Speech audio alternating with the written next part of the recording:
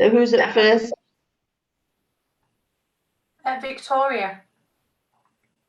I'm just looking, I can't see her in the guest list. She potentially is having technical difficulties.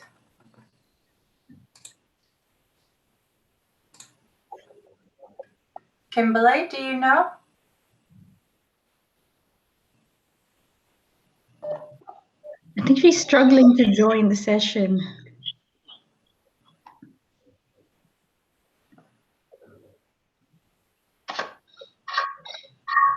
Would you like us to switch it around potentially?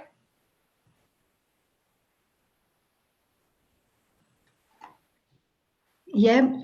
Is yeah, or the videos ready to be preloaded anyway, are they? What's that, sorry? We You load your own for this bit. Yes, yeah. It was supposed to be, it's supposed to be implementation followed by capacity building, but Victoria is not able to get in. Okay, well, let's start with capacity building then. Yeah, okay. Bear with me. Sorry, I'm in now. Do you want me to do it? Yes, please go. Yeah, sorry, I'll go. Yeah, it was sending me to a different room and I was the only one in that room, but then I noticed someone from Maverick put me back into this one. Sure. Sorry about that, everyone. Right, I'm now going to share my screen. Can everyone see my screen? Can still see you, yeah. And can they see the presentation? No, you. No, not yet. Right.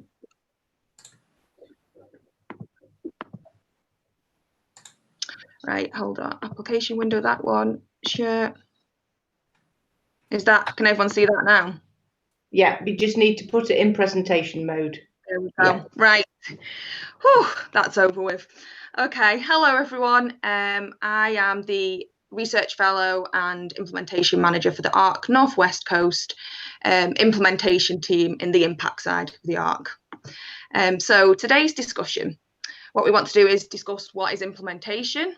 There's so many different meanings and words that we use within implementation science, and we just want to discuss them and what they mean to everybody else.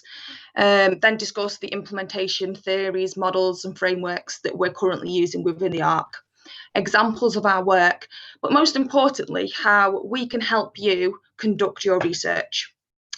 And we want to do this in more of an interactive chat session. So we're not at school, but just some rules is please kind of mute yourself unless you want to talk or jump in. It just avoids the background noise and the echoes.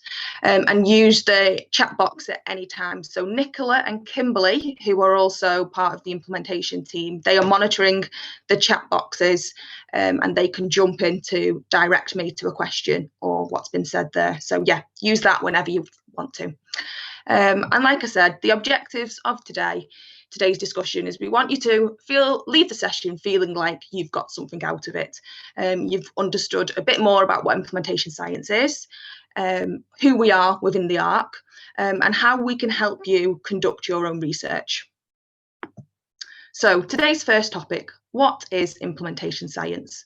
So if only it was as easy as getting people to do something or act in a certain way.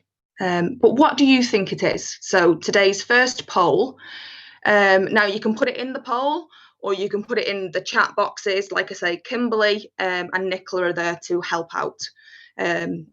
As sometimes, especially myself, I had a bit of confusion today of where actually to write some of the answers. So which of these statements best describes what you think implementation science is? So A, the process of putting a decision or plan into effect.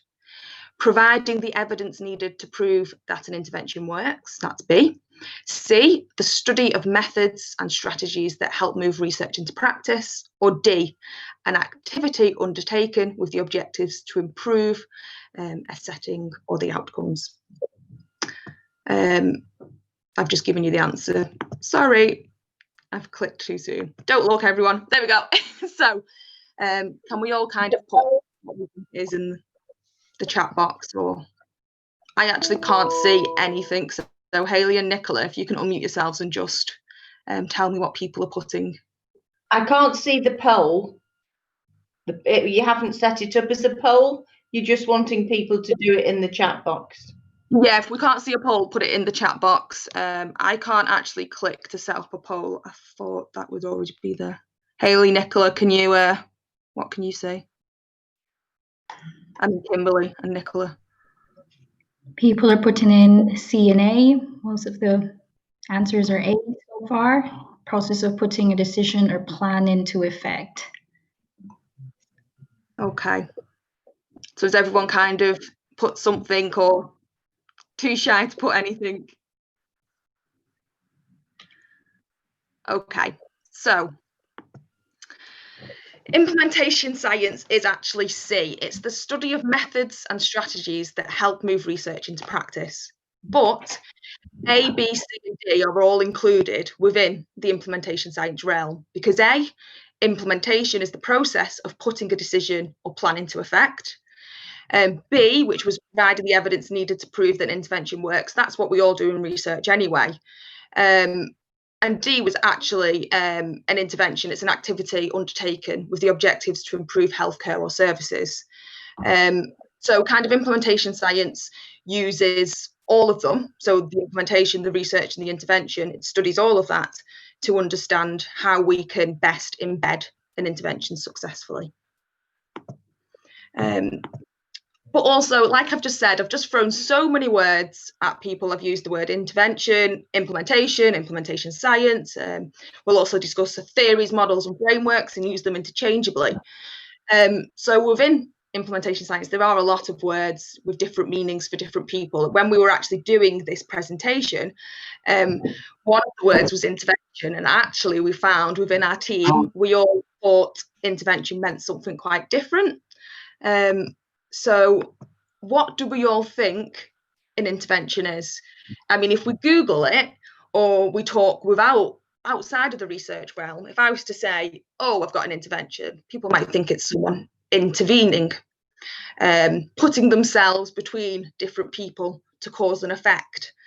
Or yeah, just something. A lot of people think an intervention is a physical thing that they can see or they can hold. So again, just in the chat box, does anybody want to provide a description of what an intervention is or they think it is?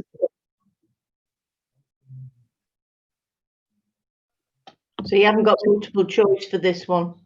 No, this could take ages, so people could just put like no or even a yes or no if they think they understand what we mean by intervention. The polls are on a timed submission, so it's on the right hand side now. You'll see them coming in as you go through, so you can use the poll feature within Attendify. If you can see on the right hand corner, they were just timed to come in during the session. Okay. Instead, we'll just use the chat box because Nicola and Kimberly are there to help out, and yeah, they can jump in then. And no problem. Thank you. All right, is anybody writing anything?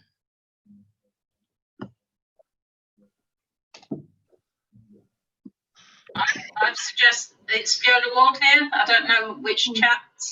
There are two chats just going on, but I've suggested something being put into practice as an intervention.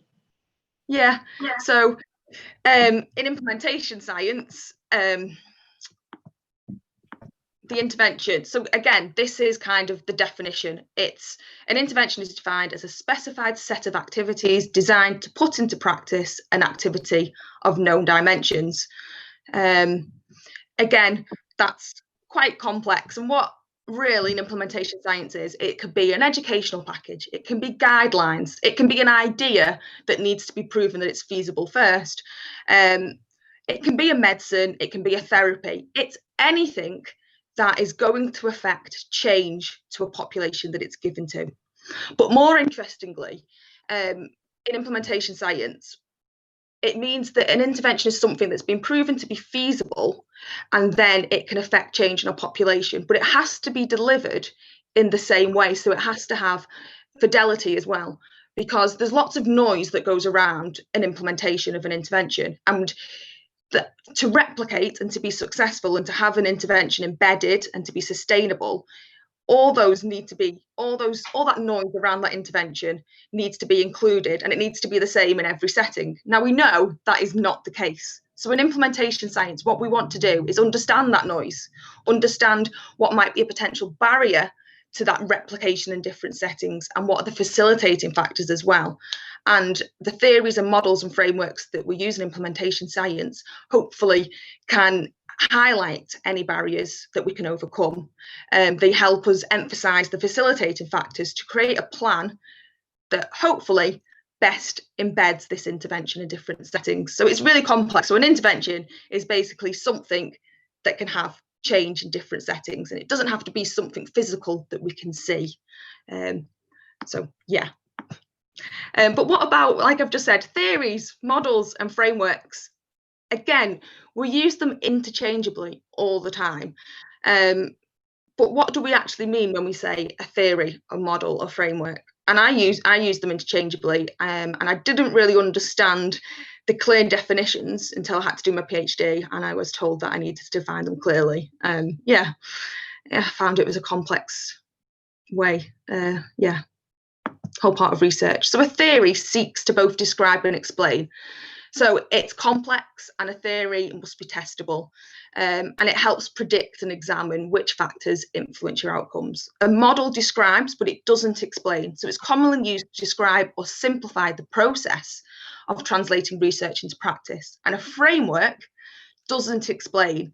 It does just describe, but what it does do, and models do as well, is it takes the theories, and instead of reinventing the wheel and just reinventing another theory after theory, what the models and frameworks progress to do is say, okay, we've got theories now. Which theories are quite similar? How can we group them into constructs or domains, or another word that we might use to group them together to kind of see the bigger picture of implementation and everything that's going on around implementing an intervention. So that's what we kind of mean. So in summary, a theory both describes and explains, a model only explains, and a framework only describes. So that's kind of how we refer, when we refer to a theory, model, or framework, that's what we are meaning. And I really like this quote, and I think when I saw this kind of summarised the world of implementation science. So theories, but I'd also say models and frameworks are like toothbrushes. Hopefully everyone has one, and no one wants to use anyone else's. And I thought, yeah, I quite like that quote. And within implementation science as well, I feel like the theories and models and frameworks we have can be grouped into 3 overarching aims. The theories, models and frameworks might not answer all 3 of these aims. They might answer 1, 2, or they might answer all 3 of them. It depends on where the intervention is up to in the research process, and the aims and objectives of the research. But I think for most part now, the theories, models and frameworks we have can be grouped into these overarching aims. So they either describe and guide the process of implementation, understand and explain influences on embedding the intervention. So that's like the process of embedding and implementing. And then 3, guide the evaluation process. So this is when something has been implemented, it might work or it might not have worked, and it needs to go in other settings, or we need to go back to the drawing board and see what went wrong. So yeah, the evaluation process of when the intervention has been attempted to be implemented.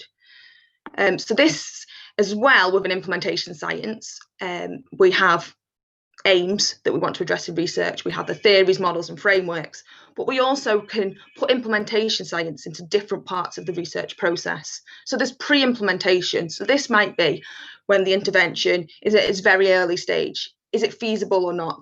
What ideas do we have? What setting does it need to go into? So we look at the research that's already been done in the area and what interventions are there, what's worked and what hasn't worked. And then we create an implementation plan and we try and implement it. And again, like I said about the evaluation process, we might only start the research at this stage when it has been attempted to be implemented. Things may and may not have worked, and we need to understand the barriers and facilitators. So we refine the plan and we implement again. So again, we can help you at any part of the research process and guide that process of embedding an intervention. So this is another poll. I know the polls are timed, and for some reason I can't see the polls. So I don't know whether, we again put it into the chat. Again, it doesn't matter which chat box we put it in. Just put it in any, because Kimberly and Nicola are on hand and they're monitoring both of them. So have you heard of any of the following implementation theories and frameworks? It's not a test. You can say no, you can say yes. We're not going to ask you then, okay, you've heard of them, explain them. It's just, again, to try and be a bit more interactive, get people involved. A bit of an icebreaker. So A, the consolidated framework for implementation science, the theoretical domains framework, non-adoption, abandonment, scale up, spread and sustainability. They're really easy and roll off the tongue, all of them anyway, and easy to remember. So have you heard of A, B or C, or none of the above?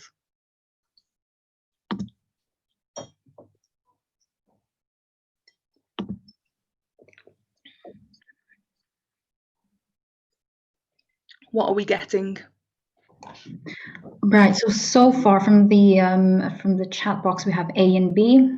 And then on the actual poll, we have 78% of our audience have not heard any of these theories. So very interesting. 11% have heard of Cooper, 11% has also heard of TDF. Okay, thank you everyone for doing that. And it is really interesting because the NAS, which it was the C, which a lot of you seem to have not heard of, that is quite a new one, and I'll get onto that in a minute. And the CFA is probably and probably TDF. They're used quite a lot. They are the most heard of, and if you're already working with the ARC, you've probably heard of them because they're the ones that we are currently using within the implementation team within Impact.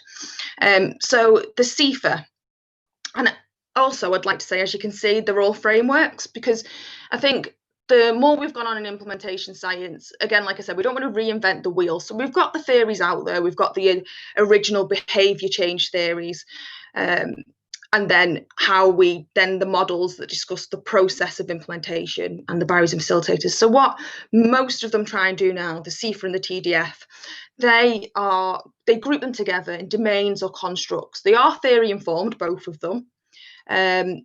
But they're looking at how we can now identify barriers and facilitators and implement the intervention. So the CFA, it's a menu of constructs arranged into 5 domains. Now the CFA is probably the all-encompassing implementation science framework. It kind of includes everything. It puts everything in there. So it can be quite complex. It can be quite hard and difficult to understand and use if you're coming to it the first time. But it is a systematic process of identifying barriers and facilitators in preparing for implementation. So if we think back to our aims of implementation science, this more focuses on aims 1 and 2 to describe the process and identify barriers and facilitators to the implementation of the intervention.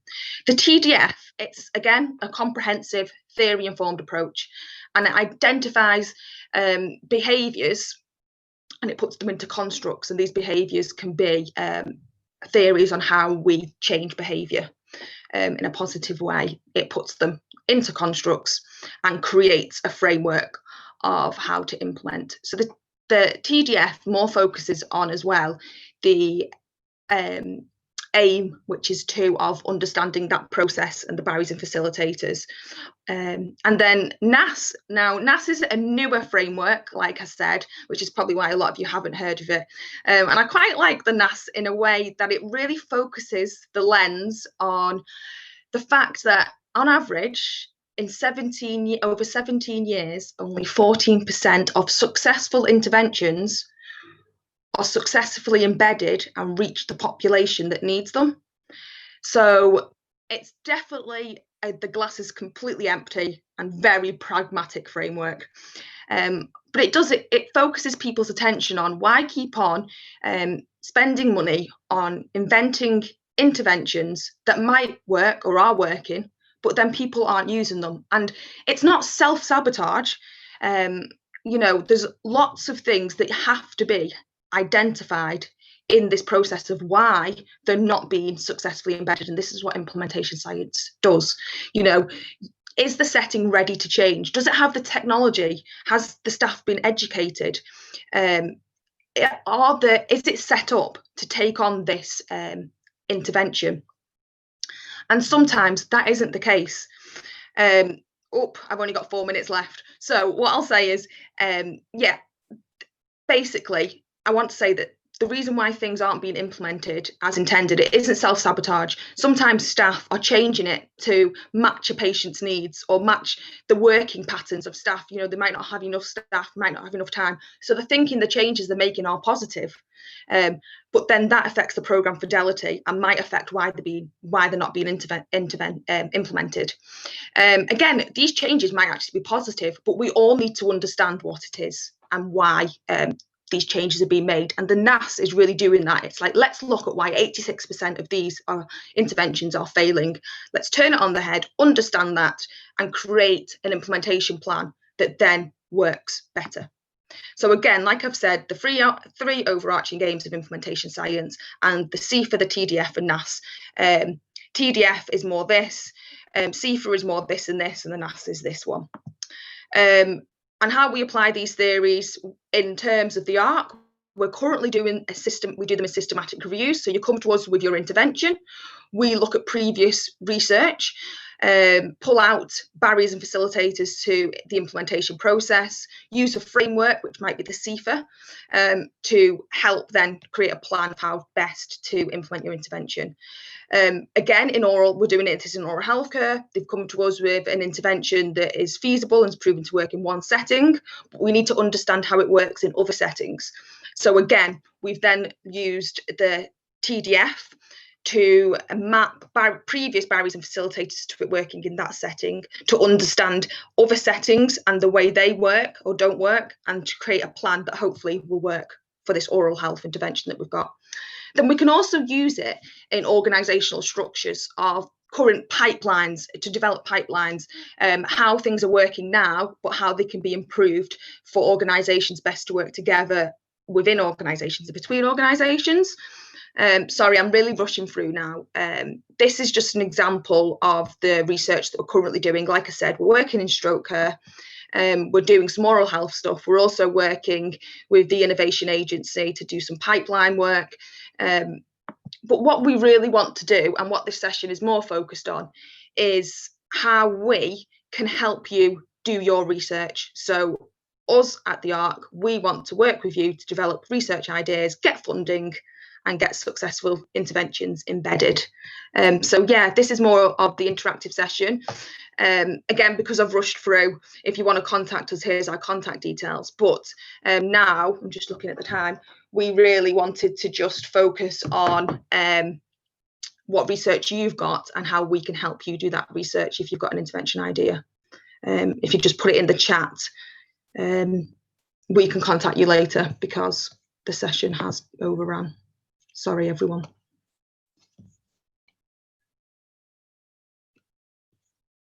So does anybody have just a research thing that they want to discuss quickly?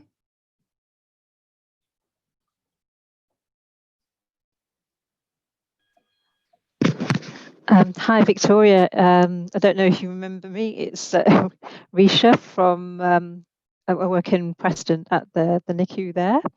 Nice to see you. Oh my God, hello. You know how I know you, so I hope everything's going well.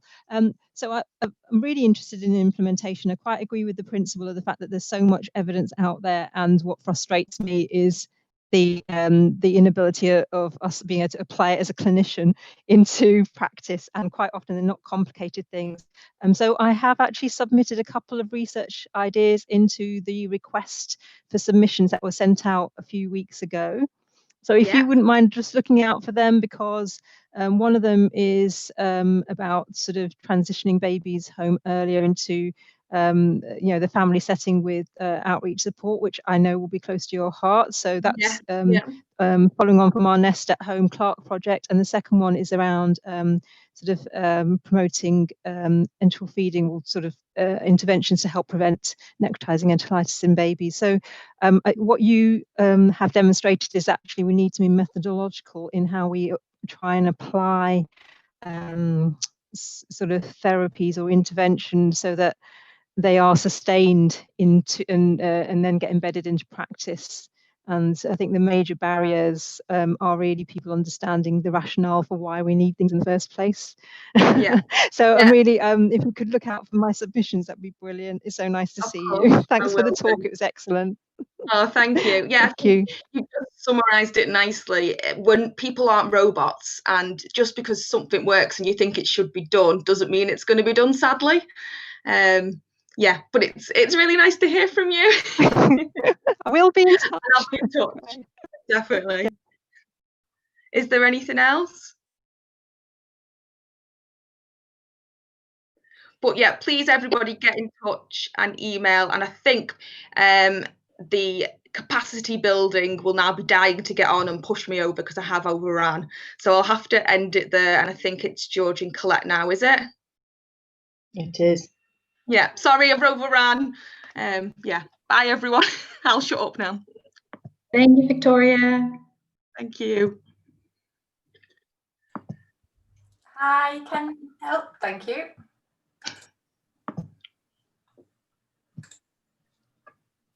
Okay, can everybody see those slides now? Yep. Yes, fabulous. Thank you very much. Okay, so thanks very much, Victoria. We are now moving on to the ACT part of the session, which is, oh, I've just realised I don't have my video on. Bear with me. We're moving on to the ACT part of the session, so the capacity building part. My name's Colette Miller, and I'm the Research Capacity Delivery Manager for the ARC North West Coast, a role which I share with George Georgiou. And we are just going to give you a little bit of information about the kinds of capacity building opportunities that we offer in the ARC North West Coast. So first of all, we thought we would just give you a little bit of background about what capacity building means to the ARC. So why do we need capacity building in health and social care? The NHS Constitution sets out a commitment to engaging in research and implementing the findings of said research to improve the health of the population.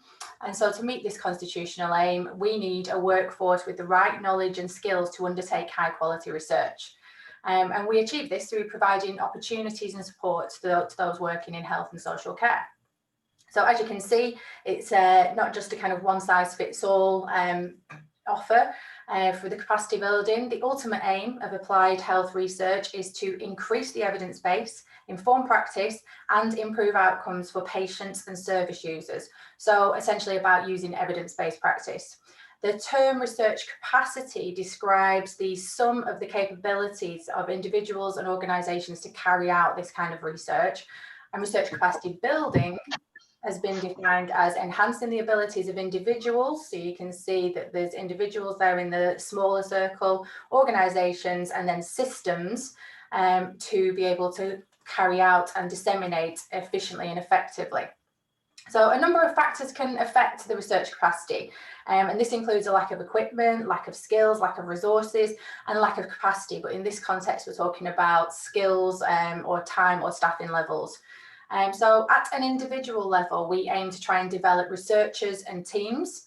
At an organisational level, it's about trying to develop departments in universities, trusts, and so on to fund and manage and sustain themselves going forwards. And finally, at a systems level, it's about trying to get stakeholders and commissioners to think differently about working together towards shared goals. So here you can see the aims of the ARC with regards to capacity building. And so how do we try to achieve this? We assemble like-minded people, and this can increase motivation and confidence and be a catalyst for the development of communities of practice. Skills can be enhanced by equipping organisations with the tools to solve identified problems. We can assist in resource mobilisation. So, for example, sharing expertise, joint working, mentorship, those kinds of things can be achieved just by linking organisations who potentially didn't know what expertise was available in the organisation just down the road.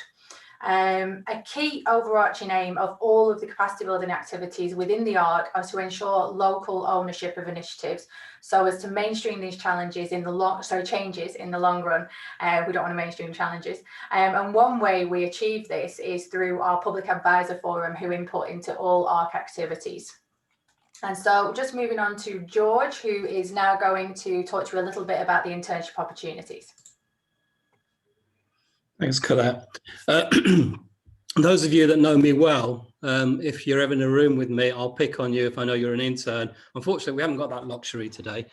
So we're going to show you some hopefully some video clips of some previous interns. So the first thing I want to talk to you about is the internships. Colette, could you go to the next slide, please? I can indeed. Because I don't think I've got control.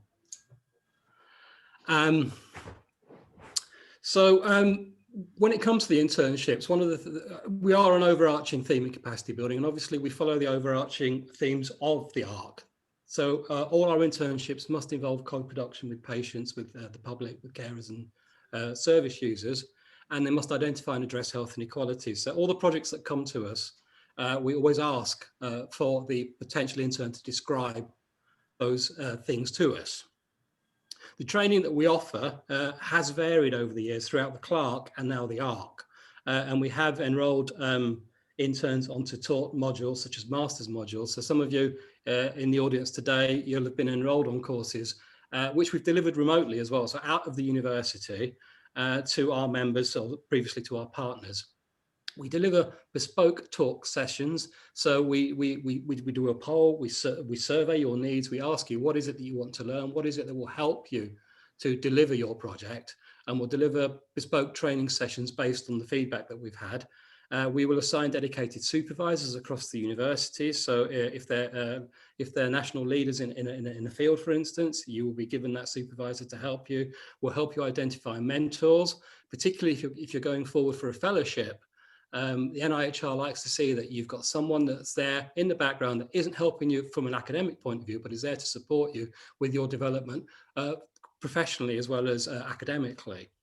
And we also support the dissemination and networking opportunities that are identified to us, and we'll offer those out to the interns, for instance, to say there's a conference here that you could go to perhaps, or have you thought about attending this workshop, or these are available across the universities, you might want to think about joining in on that.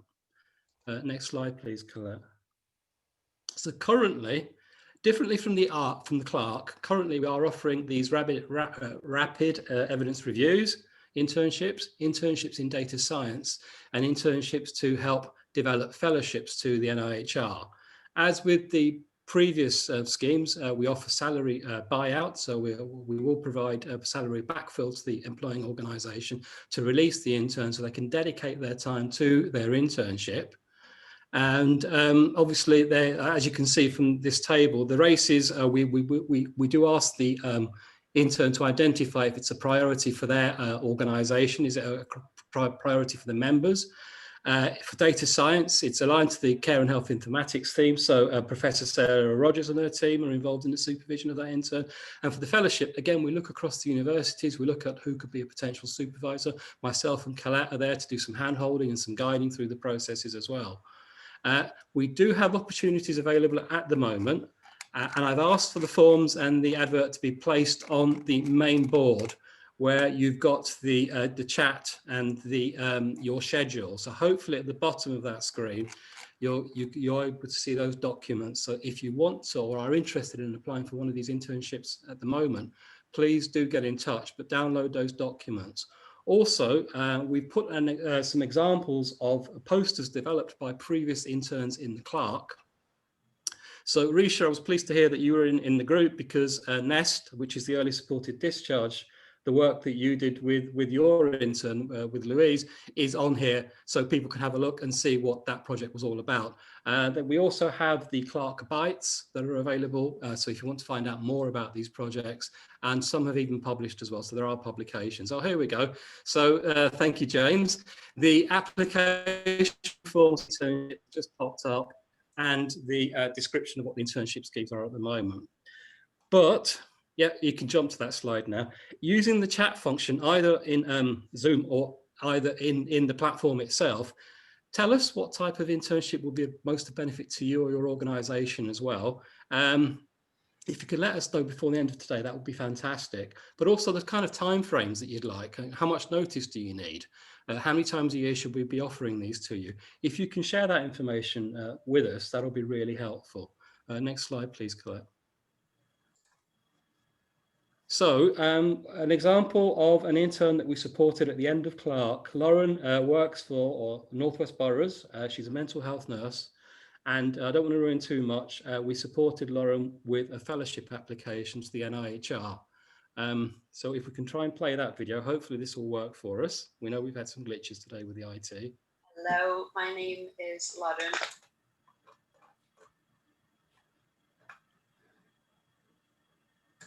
And I work in early intervention and psychosis services as a CBT specialist. And I'm also a qualified mental health nurse by background. How I got into research, I done my undergrad degree, got a first class, loved the academic side of the work, knew that I wanted to continue with that. Also knew I loved working with patients in my client group. Wanted to kind of extend on mental health practice and kind of looked at a specific modality and went to do a master's in cognitive behavioural psychotherapy. Really enjoyed that. I'd done a systematic review for my dissertation and found there's lots more to be done with a specific population group that I'm interested in working with and undertaking research with. So that kind of whet my appetite and I knew I wanted to take that further. So, as I say, I wanted to kind of bridge that clinical academic kind of interface because I was conscious that there's a lot of exciting research out there, but it doesn't always kind of get picked up and translated into clinical practice. So I wanted to blend the two. So I had lots of opportunities to engage in kind of traditional PhDs and thought where I am in my life and the kind of thing that I want to do and the level of support that I'd like to have. I started looking into these NIHR fellowships. Done a lot of research around that off my own kind of back in my own time. Went to a lot of NIHR networking stuff, workshops. Really started trying to understand the actual pathways towards becoming a clinical academic, what was out there, what routes are out there, and just talking and casting my net really wide. Spoke to various NIHR awardees who gave me some really invaluable advice. And I spoke to Liverpool RDS, who had a look at my proposal, my project, and kind of gave some feedback on that.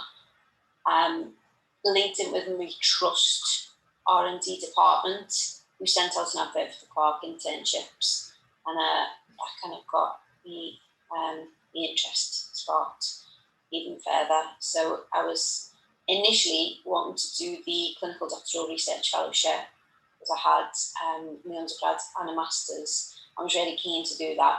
Prior to then, I had carved out time to meet with people to talk about them being my supervisors, and I've got a really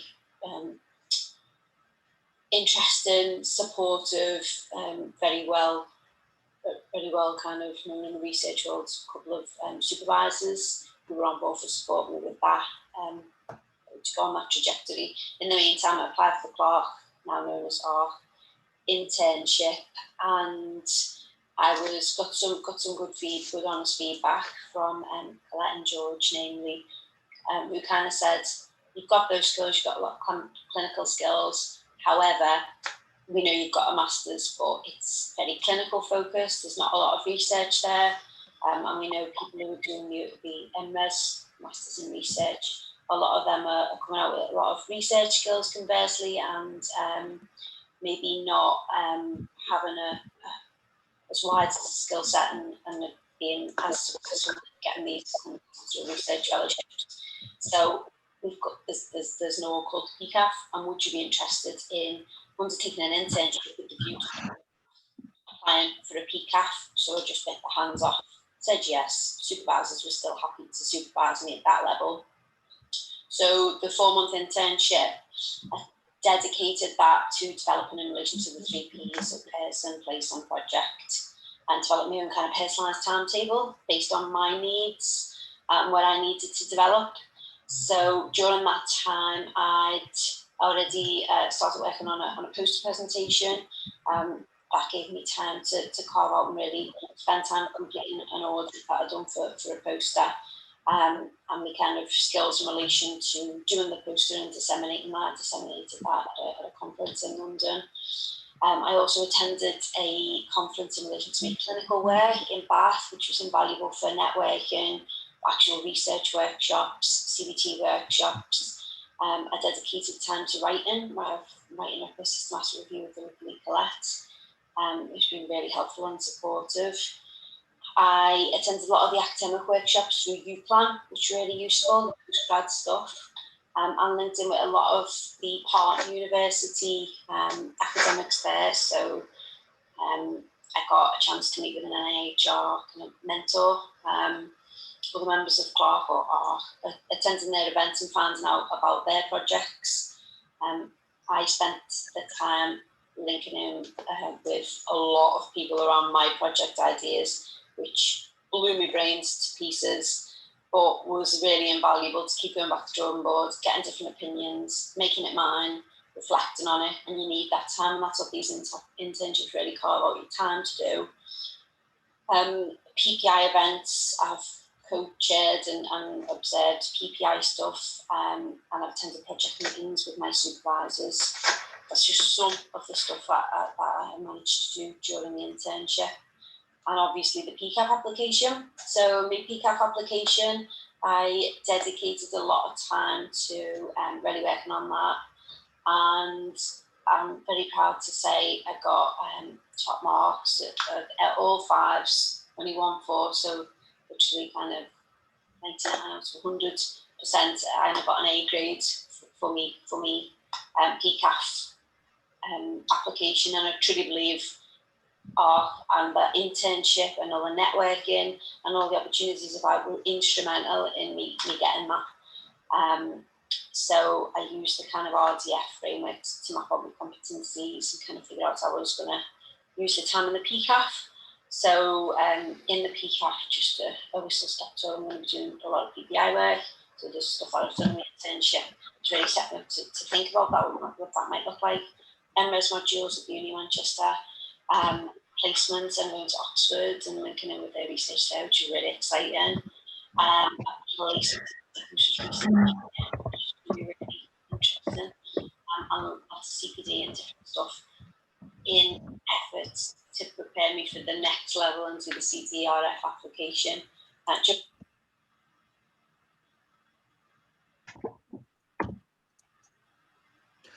Okay, we've jumped to the next slide on my screen. So we'll pause it there. But there's 3 take-home messages from Lauren's presentation. 1, you'll score brownie points if you mention me and Colette in your video. 2, you really have to have a big commitment to developing your research career. And 3, it's not easy.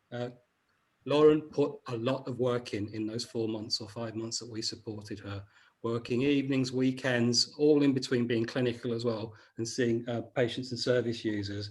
But obviously she'd been rewarded with the success. I think Colette will jump Rose's video for now and move into the PhD session, if that's okay with you.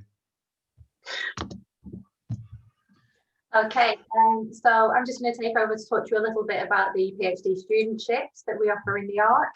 And they are a 3-year full-time opportunity, including payment for tuition fees, a stipend in line with the UK Research Council, which is currently around 15,285, I think, this year, tax-free. Plus a more research consumables budget to enable people to undertake some PPI, attend conferences, etc., buy resources that they may need. Similarly to the internships, they must be aligned to an ARC theme and have theme lead approval. They must consult the Health Inequalities Assessment Toolkit in the development and of any research proposal, and also support and enable patients and public involvement in every single project. And now here we have Dr. Neve McMahon, as she is now known, following her Clark PhD studentship that she took at UPlan, and I will let her speak for herself. Hi everyone, my name is Neve McMahon and I did a PhD studentship with the Clark between 2015 and 2018. So I am a physiotherapist by background, and I was working in the stroke research team at the University of Central Lancashire when I applied for the studentship. I had actually in the same year prepared and submitted an NIHR doctorate research fellowship application. Unfortunately, that was unsuccessful, so the timing was really good for me when the Clark studentships came up. In terms of the project that I did with Clark in health inequalities, I didn't have a specific focus or area that I was looking at, but what I wanted to do was understand how people within the Clark, because we had all different stakeholders, how they were thinking about health inequalities and our role in working to reduce them. And so I looked at the literature and the arguments that were being made around this idea of working upstream to reduce health inequalities, and spoke to all of the different collaborators across the Clark, especially public advisors and partner organisations, to see how they were making sense of this problem, what they felt we needed to do. I had a really amazing experience doing my PhD with the Clark, and as you'll know, when NIHR, the funder, they were really supportive in terms of training and capacity building. I was able to apply for an NIHR Short Placement Award for research collaboration, and using that funding, I went and worked with Professor Claire Bambra at Newcastle for about 6 weeks in the summer and looked at interventions to reduce gambling-related harm. I also was fortunate to be put forward to attend the NIHR training camp one year, which was a really interesting and grueling experience in terms of developing and acquiring all of the skills that you need to be an effective researcher. I probably haven't realised the impact of my research just yet, but I'm very fortunate now, after having worked for a little bit of time in the ARCFEST PhD, that I've been awarded an NIHR School for Public Health Research postdoctoral fellowship. So I have 2 years of funding, where I'm now working on preparing my PhD publications and starting to think about how I can apply the insights and learning that I've generated in my PhD and put that into future grant applications and proposals to see how I can generate some impact from the learning that I have. So it was a really great experience. Would encourage people to definitely apply and take up some of the capacity building opportunities that are available. I know they take all different shapes and forms. A PhD is challenging, but it's very rewarding in the end. So that was Neve, who was one of over 20, I think perhaps 23 students that we supported in the Clark. And moving into the ARC, we have this year recruited 9 students across 3 universities. A full list of the topics and the students themselves is available on the website at the link that's on the slide here.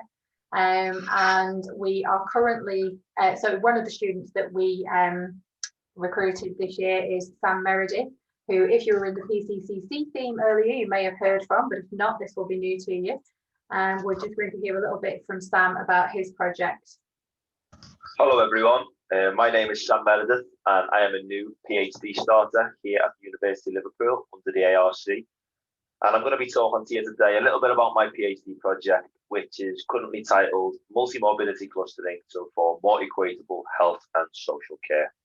So a little bit about myself first. I'm 23 years of age and I'm a born and bred Scouser, as you can probably tell by my voice. I've got a direct background in mathematics, which I studied at undergraduate level. I then achieved a master's degree in data science in September of this year. And just this October, I started my PhD at the University of Liverpool under the ARC in a topic known as multi-morbidity. So what is multi-morbidity? What's my PhD about? So it's a simple concept. It's defined as when a person has 2 or more coexistent chronic conditions. And it's been identified by the NHS as one of the biggest health problems in the UK at the moment.